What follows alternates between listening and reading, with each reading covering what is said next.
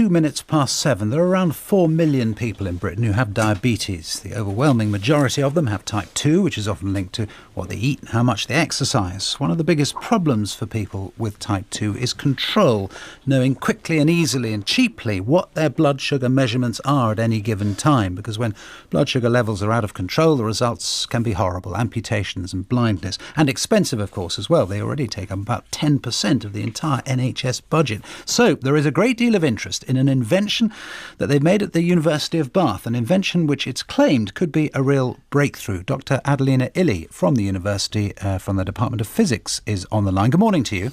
Good morning. What have you come up with? I can tell you about our research. We developed a monitor that comes in the form of a non-invasive adhesive patch, which promises to measure glucose through the skin without the need to perform a finger prick blood test, as is customary. Right. And how expensive do you think it would be for people to use? Okay, this is maybe a little bit of a premature question. However, when we are awarded funding for this type of research, we had to consider this issue.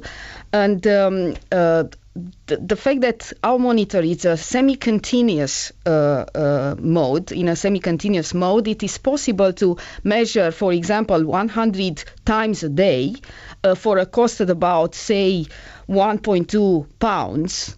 Right, right. Because that's really crucial, isn't it? So what you're saying, number one, you're saying is easy to use. Number two, you're saying it could be relatively cheap.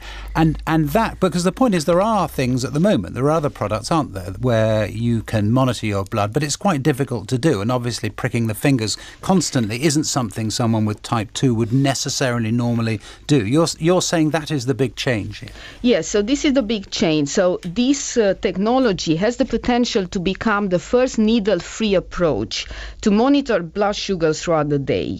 And this is important, as we know that people do not like needles, and that having to pierce their skin raises a barrier towards frequently monitoring diabetes. Yes, and also, of course, doctors' surgeries don't like giving out the strips because they're quite expensive. Yes.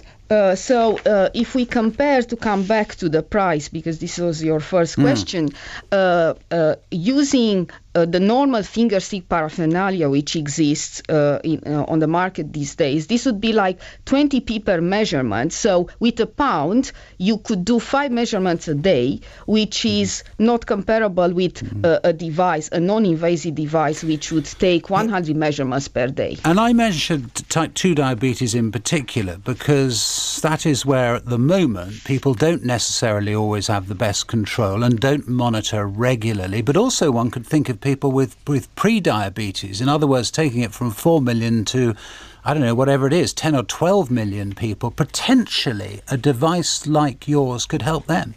Yes, exactly.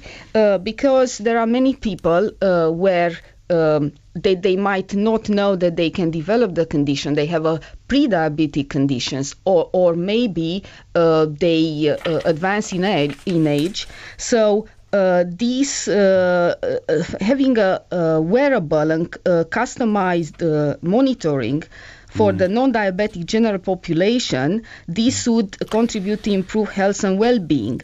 And maybe in the future would shift the paradigm towards prevention and avoiding complications of diabetes. Yeah. No, you mentioned the future.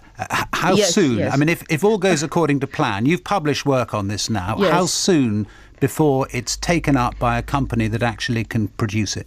Well, so this is a proof of concept which has been published, and we are looking for investors into this technology, but we also have some steps to kind of go further. We have some technological steps which would be to optimize a bit our device and ensure that it has full functionality over 24 hours.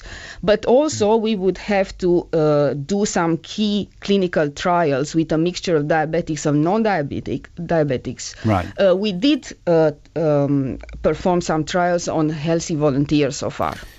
OK, so it's a few years away, but you're hopeful. Well, a few years away, maybe 1, maybe 2 years away. Dr. Adelina Ilie from the University of Bath, thank you very much. Okay.